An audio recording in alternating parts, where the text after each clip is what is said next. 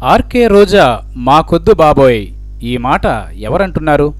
సినీ నటి రోజా రాజకీయాల్లోకి వచ్చిన తరువాత చిత్తూరు జిల్లా నగరి నుంచి పోటీ చేసి టీడీపీ సీనియర్ నేత గాలి ముద్దు కృష్ణమనాయుడుపైనే గెలుపొందారు. అయితే గెలుపొందడం ఒక్కటే, ఆ తరువాత నగర నియోజకవర్గంలో పర్యటించింది చాలా తక్కువ అంటున్నారు నగరి ప్రజలు. వారే కాదు, వైసీపీ నేతలే ఈ విషయాన్ని బహిరంగంగా అంగీకరిస్తున్నారు కూడా. ఎమ్మెల్యేగా ప్రజా సమస్యలపై దృష్టి సారించాల్సిన రోజా పెద్దగా నియోజకవర్గంపై దృష్టి పెట్టలేదంటున్నారు. కొంతమంది వైసీపీ నేతలైతే తాజాగా రోజా మాకొద్దు బాబోయ్ అంటూ ఏకంగా అధినేతకే ఫిర్యాదులు చేస్తున్నారట. నగరికి చెందిన 30 మందికి పైగా వైకాపా నేతలు హైదరాబాదుకు బయలుదేరడానికి సిద్ధమయ్యారట.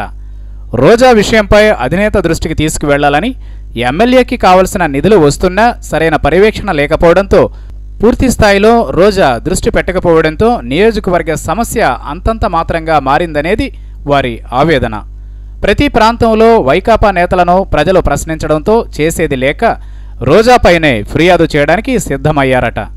మరోవైపు ప్రభుత్వం కూడా నగరి నియోజకవర్గానికి అనుకున్నంత నిధులు కూడా ఇవ్వకపోవడంతో అభివృద్ధి కుంటుపడుతోంది. మొత్తం మీద పార్టీలో ఫైర్ బ్రాండ్గా ఉన్న ఆర్కే రోజా వ్యవహారంపై అధినేత జగన్ ఏ విధంగా స్పందిస్తారో వేచి చూడాలి.